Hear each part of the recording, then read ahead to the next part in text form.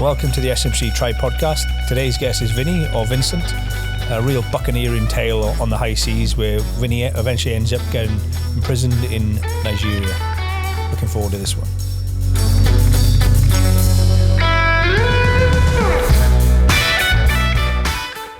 Vinnie. Vinnie. Thank you. Nice to see you, mate.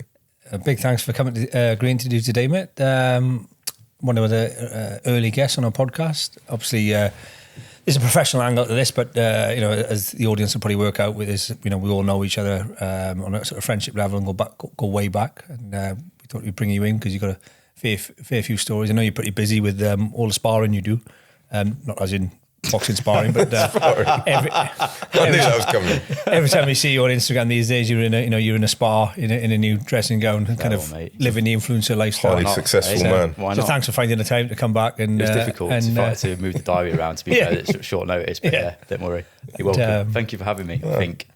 Yeah, it's good, mate. Good. Obviously, you've different, I suppose, to the other people we've had on so far. You've done a recent one of our recent SRMC 59. February 2000. I think you actually booked on SRMC 3, mate, at one point. I think I was, yeah. On the really early one ones. of the really original ones, and Pete's been pestering me ever since to it took like 8 years or something. And keep him waiting a little bit. I finally got you on, but we know each other from the Marines. We originally met in Comanche together. Yeah, in Scotland. Yeah. Well, for those who don't know, might as well explain where we were based again. I was a bit unique to people who don't really know where that place is. Yeah, so we started off at Faslane, was Comanche group, then went to FPGRM, now 4-3 Commando, essentially protecting Britain's nuclear deterrent. All, is it 3 of them, is it? Kind of. That's why they just sent the ship loads normally, wasn't it? It's 4 of them. Yeah. I'm glad you know that, Pete. It's been out a while. 2 at sea at any one time, I believe. It's not the best draft, is it? It's kind of, obviously doing a rotation up there. It's a shit draft if it's your first draft. But I remember going up, obviously there's 3 nuclear submarines in it, but 8, maybe, 10, 12, 18 submarines. And I always used to think of how bad they looked as well. Is that not like official I think that's known to the public. Kind of, and you do 2 years up in Scotland, and obviously there's a few good parts to it. You can get on the ship protection. There's stuff down in London you can sort of be detached from, but it's a hard 2 years. I'd be stuck in the middle of nowhere. I enjoyed it. I had quite a good time. The fireman's pole was pretty good. Yeah, the fireman's pole was good. Yeah, back in the day, in the fire hydrant up at the TSA. But I got into the boarding team, so I had quite a good draft really. I thought the training was good up there. I forgot you on that. I was pretty boring, but the you left quite a few years after us, didn't you? When did you get out of call? 2008 and 2008. Oh yeah, same time. Isn't it? Yeah, I thought you'd be after. Yeah, what was the boarding team? I never went on the boarding teams. It was good. So we deployed out on HMS Chatham. The actual documentary of HMS Chatham was the time that we were on board there. So we had I think it was a 6 or 7 man team, and we were doing the Southern Gulf maritime interdiction counter piracy ops. So we were basically cruising around Southern Gulf, boarding dhows, vessels, searching them for kind of drugs, weapons, interdiction as well for human trafficking. And then we were out there when the tsunami hit. So we actually went out to Sri Lanka as well and did disaster relief. Oh, okay.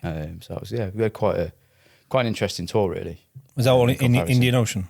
Yeah, it was all Indian Ocean. Yeah, so we were actually I remember it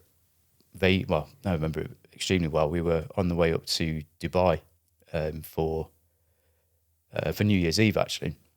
And we would have actually had New Year's Eve in Dubai, but then the tsunami hit. And I remember that night we were on ship all in the pits, and the ship was rocking side to side like really badly. And everyone was like, "Oh, what's going on?" Woke up the next day, obviously all over the news that the tsunami just smashed Sri Lanka. So we got about turned literally within 24 hours and headed around there and spent New Year out in Sri Lanka. Did you sail to Sri Lanka from there, did you? Yeah, sailed straight around here. Yeah, strangely, Sharif, who was on the other day, was talking about the same thing. He was based at Diego when it hit. And he said only because there was some trench sort of 100 metres out or something from the island that it would have, or the archipelago, whatever you say of the island, So it would have wiped them out as well. So, It saved the island apparently from having this sort of ditch, Yeah. this sort of wave crashed. Yeah, it's pretty horrific. Yeah, 2004? And end of 2004 it was, wasn't it? Yeah, Christmas time. And where did you went, I suppose you went to 4-2 then? Yeah, so after that, went on my mortars course, drafted down to 4-2. Pretty much as soon as I got down to 4-2, within a few months, we were then into pre-deployment training for Herrick 5. Obviously then, deployed at the end of, it's kind of October, November time, 2006 out to Afghanistan for Herrick 5, which is obviously the first time Free Commando Brigade had been out there when it properly kicked off. Obviously we took over from Free Para. So. What was obviously only a couple of years later you were out, was that just from back-to-back tours and you had enough, or was there a reason behind you leaving then? I didn't really have any intentions of leaving during Afghan. I kind of got the buzz for it and, wanted to do the whole selection thing. When I was up on Athens for the last part of it, I was yomping 0.5 ammo between the peaks, going down to the back of the feature, filling up jerry cans, yomping up that, trying to get my fitness up. And I had every intention of coming back and having a crack at selection later on in the year. But I met my now wife Zara on my 2-week R&R just before Christmas. Met her, flew back out again, did about another 4 or 5 months out there, came back and we just kind of hit it off. Obviously, she's married now, 2 children, and she fell pregnant and we were due to go back out again. And I just thought, fucking enough's enough. I'm not done it once, survived it, come back with all my limbs intact, head sort of intact, and that was it. So put my chit in. What did you do when you first left?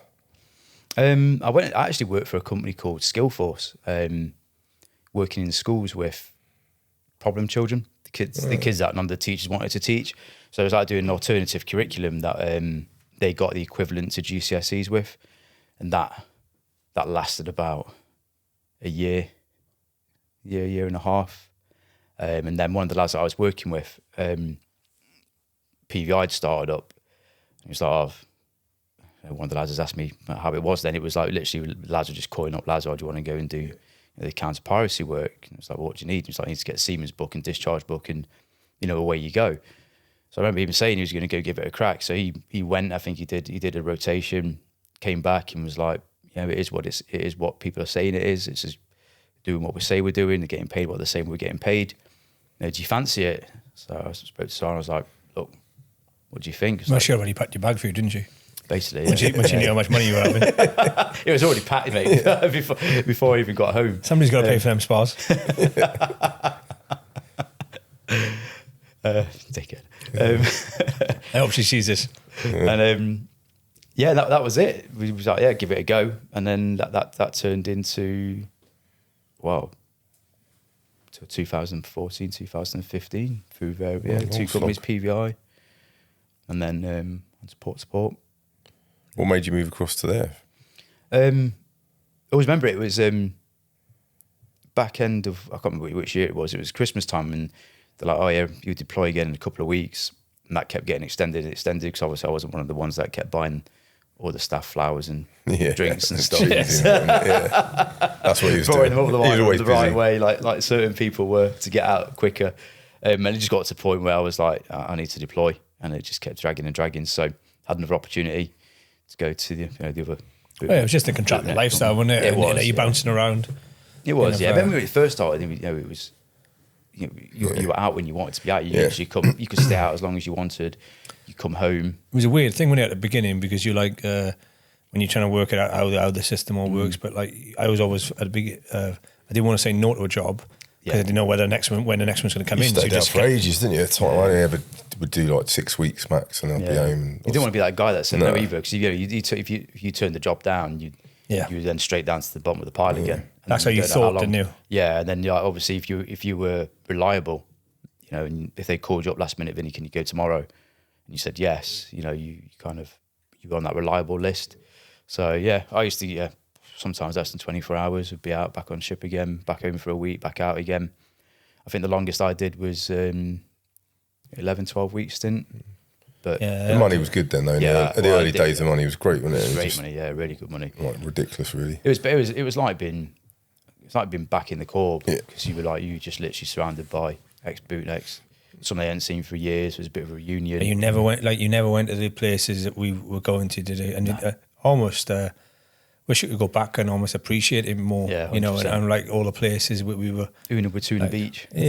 Mauritius, Maldives. These are like people save up for years to go to these places, and we were just bang in and out of them. Took it for granted. I did it on Malawi when I knew I was going to leave. I only did about a year and a half actually of going away on it. But in my last 6 months, every time I went somewhere, I was like, I'm going to spend some proper time here. Go and did like safaris and shark diving and all that with the teams. And the team's like, I'm so glad we did that instead of just going on the piss. I was doing that. Obviously, in Sri Lanka, you're pretty limited what you're going to be doing. But it was a good time. Mate. Yeah, really good time. Yeah, amazing time. It's kind of people. I said the other day, it's like reward for being in the military at the time, wasn't it? You know, kind of like, you know, lads bought, you know, paid off their houses, bought, you know, giant mansions and everything else, flash cars and watches, and kind of enjoyed our ride while it lasted. Yeah, we all knew it had a lifespan, so I think as long as you knew that and expected that, I mean, it was over a lot. I think it was over a lot quicker than we thought it was going to be. I think the good money kind of lasted two years. Yeah, and then you know the insurance companies, whatever, they started the just worked out a cheaper way of doing it, didn't they? Worked out a cheaper way of doing it, yeah. So the wages dropped significantly, didn't they? So the life on. I worked on loads of different types of vessels. The life on ship, I loved the life I did. Kind of obviously miss being home, you know, the missus and the baby on the way when I first started. But you look like an old sea dog, mate. I can see you on ship now on a merchant ship. He's got the pirate cough, hasn't he? Big beard, little cough. You're eating clean, you're training. Yeah, you're like it's the best shape I've ever been in. 100%. Bronzed all the time. Yeah, it's pretty cool. And then like, you know, you're advising the captain to change the route slightly so you can have a couple of days extra. Kind of, it's just crazy. Yeah. It's a crazy time in all our lives, I think. People, you know, lads mourn about anything, don't they? You know, but I think most people look back on that quite fondly of like, even though it's pretty boring, you know, I like being at sea as well. Yeah, I like looking at the ocean and peaceful. Yeah. We weren't all good for you, mate, obviously. We can't not talk about Nigeria. But before we get to the big, obviously, I know you got one big story, but any other like little stories before, you know, because obviously lots of different stuff happened in it. As the industry a whole, you know, there's kidnapping, there's money drops, there's, you know, some lads got murdered, but stowaways, it's kind of like there's lots of things. Anything before your big one happened to you? Not really. Or piracy attacks? We had loads of approaches, but we never actually, luckily, you know, we never actually had any rounds coming into us. We got warning shots down numerous times, and they quickly turned away. But, you know, I spoke to some lads on other teams. You know, you get off and they're like, yeah, we had a contact, we had an RPG fight at the bridge, you know, we had a small arms fight coming in. But no, luckily, never really happened to me. But like I say, I got plenty of rounds down, but they saw sense and decided to turn around. So professional on the bridge wing. Exactly. Well, we were on one ship. I can't remember what nationality it was, but the captain was Russian. We were on there for like 2 days, and then in the middle of the ocean somewhere, and then the lifeboat, you know, the lifeboat's on the side. Yeah. The door opens and this guy just gets out the stowaway. Everyone's like, shit. And then the captain was like... What do you do, just throw him overboard? No, well, they kind of locked him in the room, sort of. I kept him secure in the room for a while. Then he ended up working as one of the crew, but he had no papers. So, I'm not sure how this exactly works, but he's pretty much stuck on that ship. Kind of like that Tom Hanks movie when he's stuck in the airport. Yeah. Because no country will take him. So the captain, it's like pretty bad for the captain to the career-wise if you have a stowaway, because they can't get rid of him in the country. Yeah, it doesn't belong to anybody, does it? Just another mouth to feed, isn't it? That wasn't our fault, but it was quite comical when he came out of the lifeboat. But obviously it was a pretty big story in the maritime world years ago that you were involved in. You want to start at the beginning? I think people will find it quite, lots of people from that time will know of that story. A lot of people probably won't even know it's you, actually. Probably not. I had hair back then. So obviously I started my kind of my maritime security journey in East Africa. Quickly went over to West Africa. Luckily, when the money started to dry up on the east, I went over to the west. And what year was this? God, what year was it? 2012, like that, about 2012. But obviously, the piracy in Nigeria at the time is very, very different dynamic to what it is on the east. Obviously, on the east coast, international waters, we've got weapons. Obviously, we can defend the ship. In West Africa, you're in territorial waters, so we can't have weapons. We had to rely on GSF, government security forces, such as Inland Waterway Police, because the Navy didn't really want anything to do with it at the time. So you go on board the ship as a consultant more than anything to kind of harden the vessel, take them through drills, and then you had the GSF on there as the armed contingent, which were probably as much use as chocolate teapots, really. And yeah, so to the story. So we flew into Port Harcourt, and we were due to board a vessel in Port Harcourt. That evening, we had a phone call to say that there was two of us, me and my colleague. We had a phone call to say that the ship had been approached or attacked on its way round from Lagos. We need to change your embarkation point from Port Harcourt to a place called Warri at the time. And well, it is still called Warri, not Warri, it hasn't changed. But place and called named Warri. after you now, aren't they? Yeah. And so we got the warrant order through to change the embarkation location. So we looked at it on the FCO map, and you've got kind of Nigeria, and most of it's yellow, as in it's advised against travel. And you look at Warri, and it's got a big red circle around it, as in do not go here under any circumstances. So me and the guy that I was out with, we were like, So we raised it to the company, and they were like, "Oh, don't worry, we've changed an agent. You've got another agent. You've got your GSF with you. You'll be fine." So obviously, typical ex-bootnet mentality. Just get on with it. So off we went. Picked up another agent on the way. Travelled over to the hotel. We checked into the hotel in Warri, and then we were sat having dinner. Just chilled, like literally just two of us in there. There was no one else there. And all of a sudden, this big Nigerian army officer comes in, sits down in front of us both, and goes, "Why are you here?" And I look at each other and we're like, And I was on the phone to Zara at the time. I was like, "I'm gonna have to go, love. I'll call you back." So I hung up, and then he goes, "Why are you here?" And we're here to do ship protection, protect the vessel from the Nigerian piracy. And he was like, "You're here to steal Nigeria's oil." I was like, whoa, like, no. I was like, no. But at this time, I was like, right. So I dialed our in-country manager at the time, and I was like, "Mate, I think we've got a bit of a situation here." And I just kept it on loudspeaker on the table. He goes, "You're here to steal Nigeria's oil. You're coming with me." And we were like, not going anywhere. And then, like, literally, it was like something out of a cartoon. Like, clicked his fingers, and all these like Nigerian army soldiers come in. Must have been about 10 of them, all with AKs, just stood in the line. And it was like, "You're coming with us." So we were like, "Yeah, okay, we'll come with you." So they searched our rooms, and obviously we had all the kit in there. Pelly case full of bloody NVGs, med kits, No radios. No weapons. No weapons. No, luckily. So obviously that didn't really help our situation, but it did in a way. But to them, kind of looked suspicious because two white guys carrying pelly cases with kit in. It was a bit dodgy. But surely this is the norm of how other companies were operating, isn't it? There weren't a lot. There There wasn't a lot of other companies operating at the time. I think port to port were. We never worked on the west side, so never kind of. Yeah, It was obviously a completely different model, wasn't it? A lot of it was east, wasn't it? There was only a few that were kind of breaking the way into west.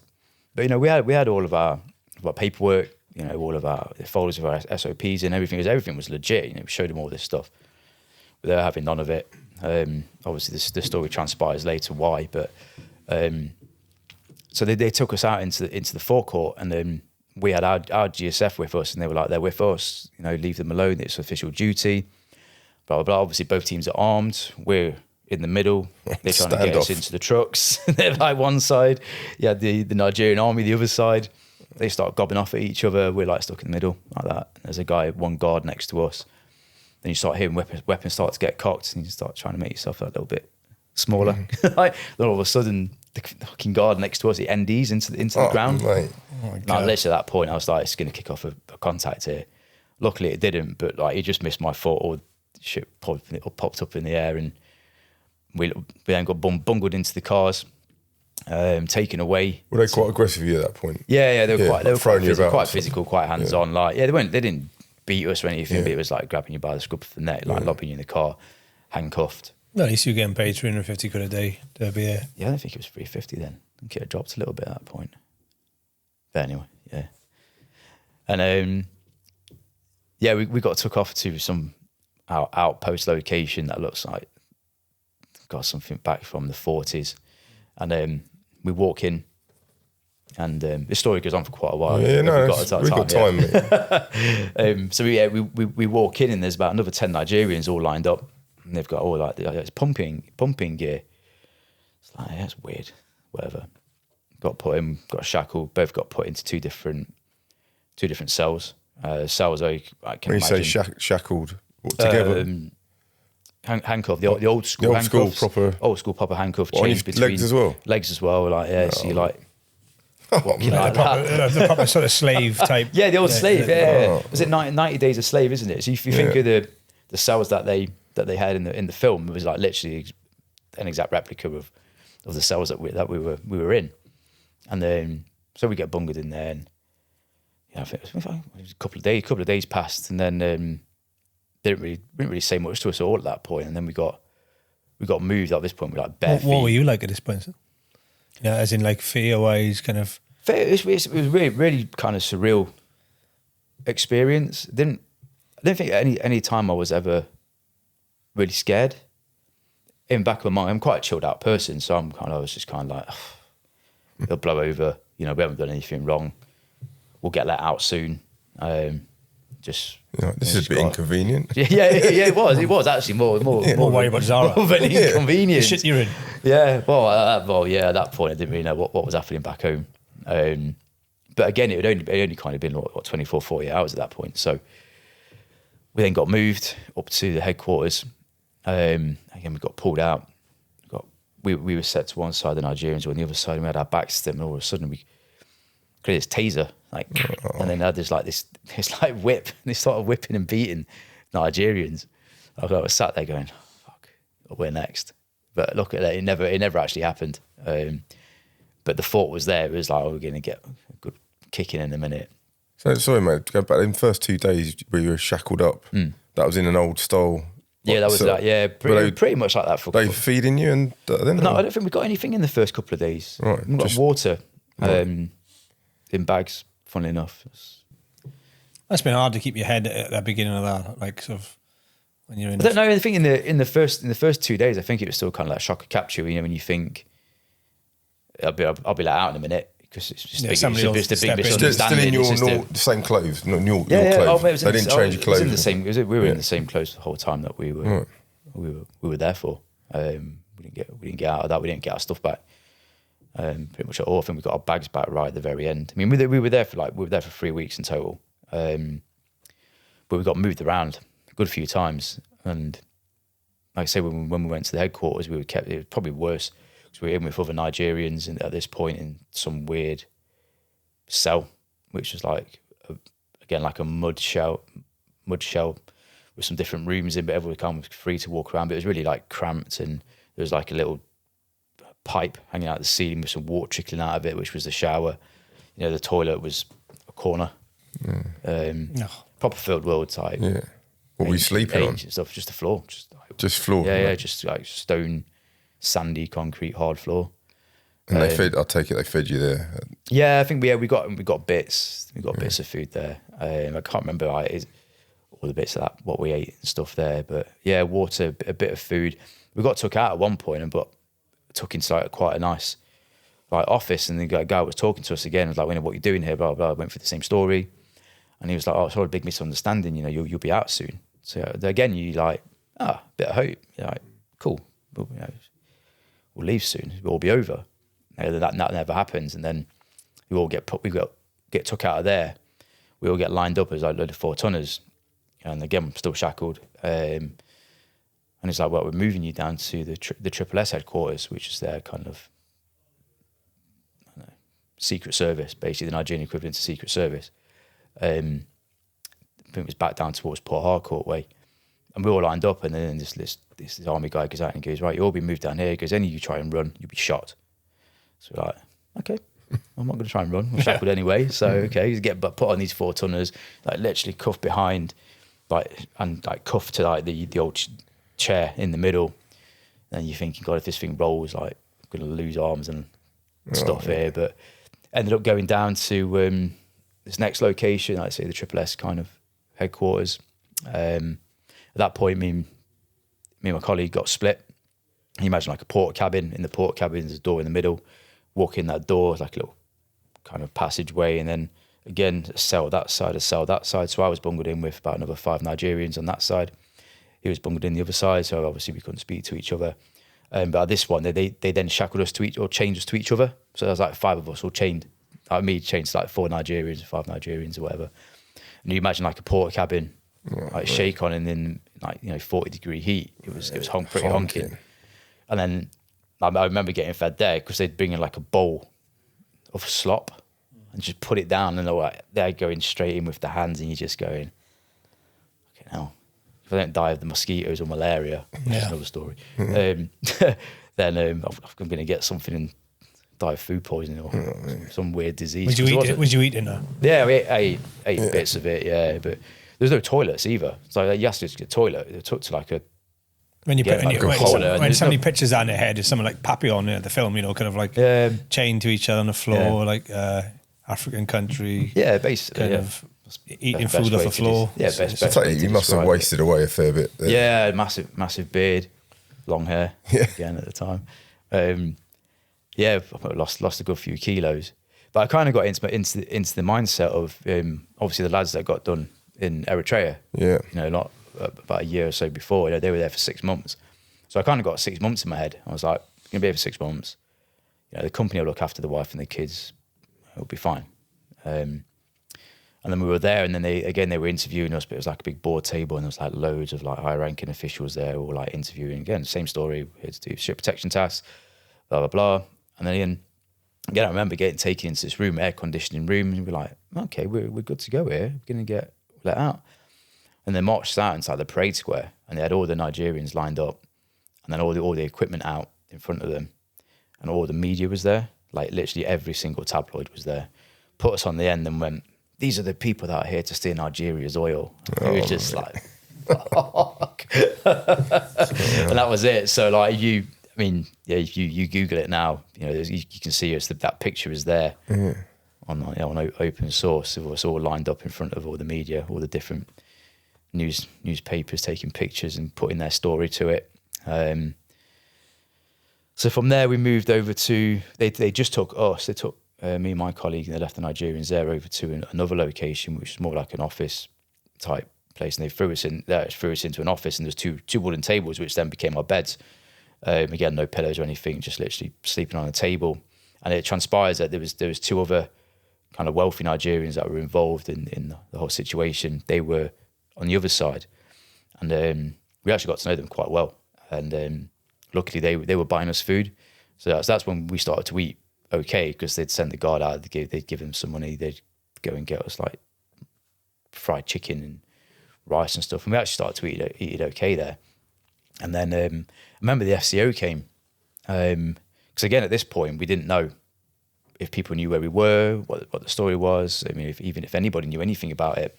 But luckily, because I kept my phone on, and the in-country manager heard what was going on, he kind of got our. If you didn't do that, I suppose everyone back home could just think you're on ship. Well, yeah, the time. Yeah, I guess they wouldn't really know where we were or what we were doing. It'd probably been quite a while. Obviously, we missed our check-ins and stuff. But so the FCO got involved pretty quickly then, I'm assuming. I assume so. I mean, the conversation started anyway.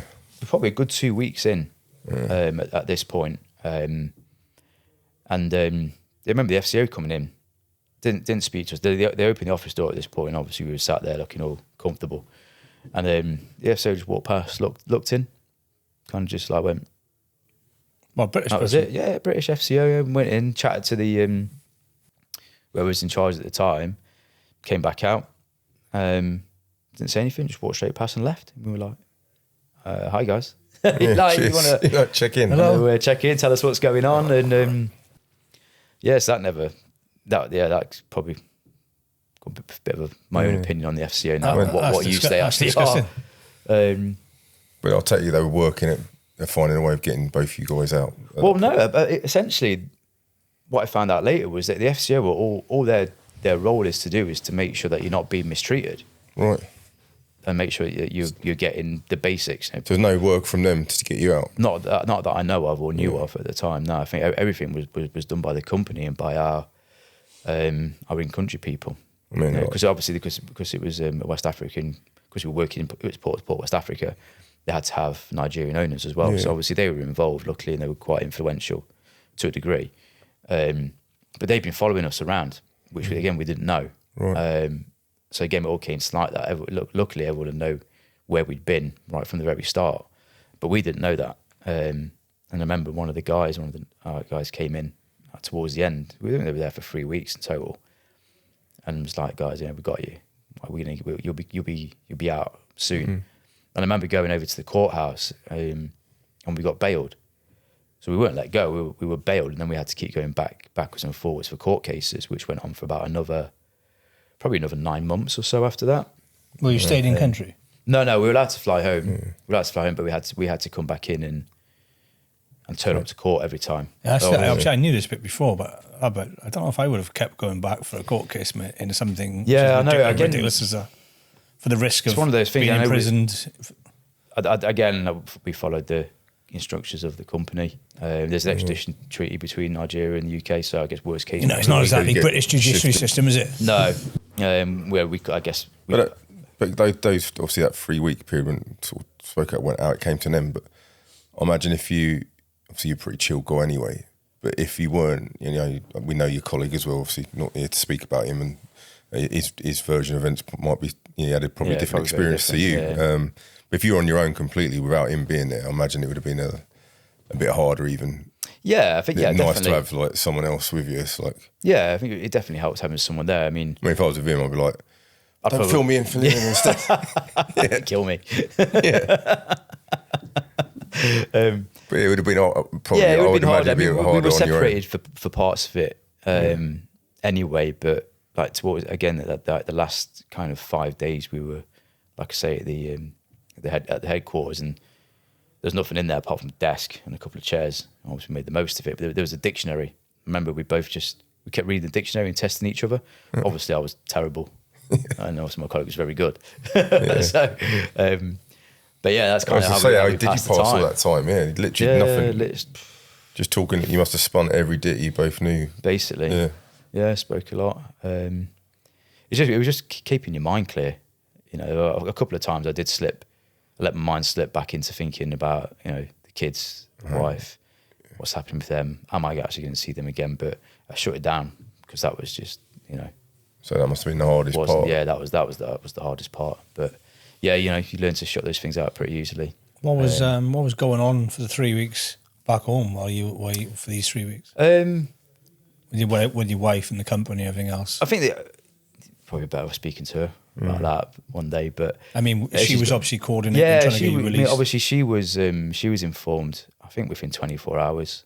She may tell you differently about the situation, but I think it was very much played down at the time. Yeah. Because I thought they thought it would be over really quickly, we'd be out. Then obviously it escalated, and they got obviously different outside agencies involved to help them negotiate. She was getting regular visits, I think, and updates. I think she was phoning them quite a lot as well. Obviously, what was regular visits? So what from the government or government or police or? No, not that I'm aware of. I don't think they were really involved that much at the time. They might have been behind the scenes, but I'm assuming the FCO would have notified the government. But we didn't really have any engagement with them at all. Yeah. And nothing post that either. Nothing's ever been said. Obviously, I know you went back and forth there for the trial, but that 3-week period, how did you know that was coming to an end? Did you feel like, oh, we're going to get released? Did just one day they just came in and let you go? It was just over really quick. It was over really quickly. Kind of within like 24 hours.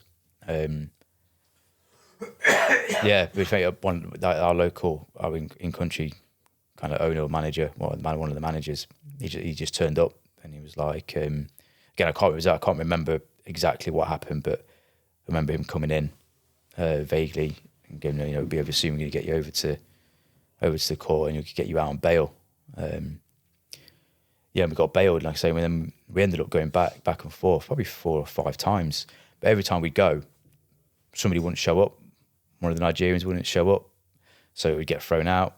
Got to go home. What were they trying to charge you with then? What was it? Illegal oil bunkering. Oh, that's what it was. Yeah, they're just trying to charge us with illegal oil bunkering. So pretty cool thing to be charged with, to be fair. Yeah, be sent down for it. To be fair. Yeah, mate. Tell us a bit about the trial, kind of how that sort of worked. Yeah, so we went out probably about 3 or 4 times over the course of the year, and every time we went back out again, somebody wouldn't show up, so we'd get adjourned. And then the second to last time we went out, we got told that the judge was going to throw it out, and it was all going to be done. So we rocked up, and then there was just a bit of a weird feeling, and there was a load of like minibuses outside, and then the Triple S were there. The only way I can describe them is they were all dressed in suits, like the Triple S. They're dressed in suits with like a black tie. They look like something out of Men in Black, like a mini style org on them. Like all stood there, and we're like, And somebody came, and then one of our representatives came out, and they were like, "Look, we need to tell you this. They're going to wait for the trial to get thrown out, and then when you walk back out of court, they're going to rearrest you." Oh, God. And we were like, "Oh, mate. Amazing." That's when you're like, maybe we shouldn't have flown back. Maybe we should have stayed at home.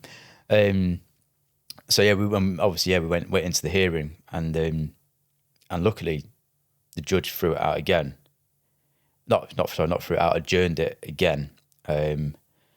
Basically, that's saying that the state, in the next case, the next court hearing, need to bring some substantial evidence to charge us with, or it was done and dusted. Which obviously they didn't have any evidence because we didn't do anything wrong. So luckily we got away with that one and we left. And then on the last one, we flew back out, but we stayed. Me and my colleagues stayed in the hotel, which was in Port Harcourt, and then our legal team went over to the courthouse. Went in, did the hearing. Obviously, the state didn't produce anything, and then luckily the judge quashed it. So that's it, done, dusted. And we jumped on the plane very quickly and flew back home. And then did you ever go back out there again in a work in a holiday? Yeah, not on holiday, yeah. Clearly. You've got good spas out there. So, yeah. He likes the spa. I went back out as the West Africa Ops Manager probably about 4 months after, and probably did another couple of years out there. Never crossed your mind that they might just lift you again? No. Just, in my head it was done. Need to work, get back on with it, so yeah. Anyone ever bring it up when you're out there? Funny enough, no. Like locals, I mean, obviously your colleagues would know, but... No, I mean, I think we did about another year with Port to Port, and then they closed the office out there, and then I ended up working back out there for another company doing some land-based stuff. But yeah, no, never raised its head again after that. The tabloids back home got wind of it, the local newspaper, and they did like an interview with me, which I was very kind of closed down about, and ended up putting some tosh in the local paper about ex-Marine being arrested in Nigeria and all this. Yeah. So, but apart from that, no, luckily. I suppose the public perception of what the sort of maritime, security model was, the anti-piracy was a bit different to what, how the sort of gun running, mercenaries and all that sort of stuff was very different to what actually it was. Yeah, I would imagine the papers put that in. Yeah, and the worst part about it was because I wouldn't let them take a picture of me, so they managed to find a photo. So I used to work for the Nottingham Panthers ice hockey team as a sports therapist. As you know, before I joined the forces, and there was a horrendous picture of me with like a beanie hat on in like a Panthers top. And I must have been about 19. Oh, class. Put this picture in, ex-Marine gets arrested. I'm like, wow. It would have been better when Nottingham Panthers physio court, gun running, and that's probably the worst part about it was actually the actual photo that picture. that they put in the picture. That's the most disappointing thing. It's not too bad. No, mad story. Obviously, we've heard bits of it before, but to hear it in that detail, I think people would be interested in that. Any like I know the PTSD is a big sort of term people kind of throw around these days, but any effects you think you've got from it at all, or? I don't think so. I guess you never know for certain, do you? I guess you always think you're okay in your own space. It's like Afghan.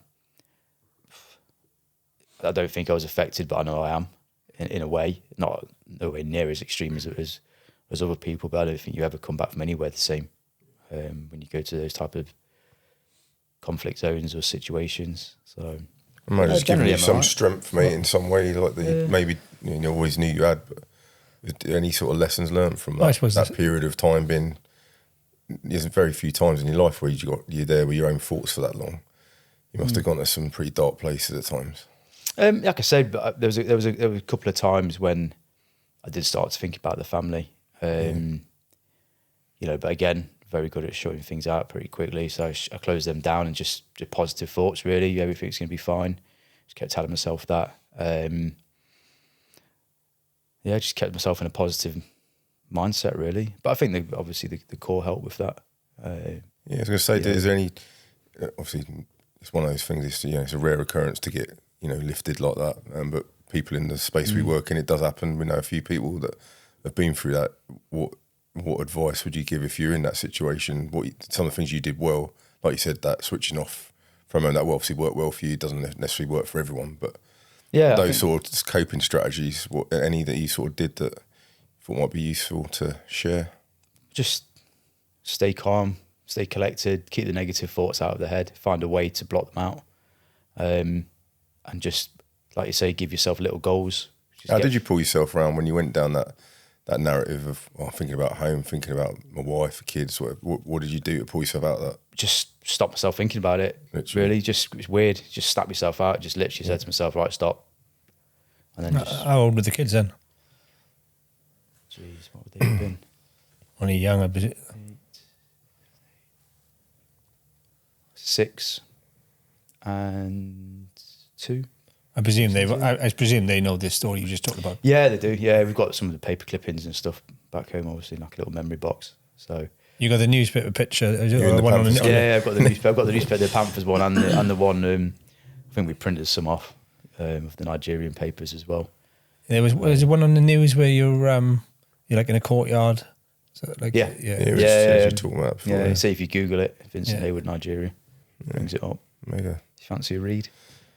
Mad story, mate. You transition, did that again. A couple more years of doing maritime after that, and then what was your next sort of route into business? So I went back, did some land-based stuff out in Nigeria, and then went over to the Congo for a short stint. Got malaria, got catarrh. Oh, nice. That was the end of that. That stays with you forever, that, mate. Yeah, I know. Malaria never goes. Yeah. like herpes. Yeah. Well, that was horrendous as well. Yeah. We were in, herpes. Maybe we might edit that bit. Go on, give some the malaria dit. Malaria dit. So out in DRC, and started feeling a bit woozy. So went to it was a Moroccan field hospital, which looked like something out of Resident Evil. When you go in there and there's like the zombies have been through and like killed everyone. It literally looked like that. I remember I was on a bed and there was like I looked at the bed next to me and it hadn't been changed and there was blood like splatters, shit like, all over it, like someone shit the bed basically. And I was like, there's always mozzies flying around. I'm like, Jesus Christ, I haven't got anything now. I'm definitely gonna have something by the time I leave. And they took a blood test. And the blood test with a dirty needle. Probably, yeah. I didn't actually look. I just closed my eyes and just crack on. And the blood test came back negative for malaria. So I was like, get a grip. I mean, it kept like, it was really weird. Like he's really, again, another quite surreal experience when I was back at the base, and he just started going really lightheaded, and like you're tripping out a little bit. I was like, God, just like you've got flu. He tried to tell me it was influenza, so I was like, oh, you got a cold. I was like, get a grip. So I go out and do some fizz, feel okay. Then like 10 minutes later, feel like absolute crap again. I think back out, in and out of it, cold sweats on the bed, like proper gibbering.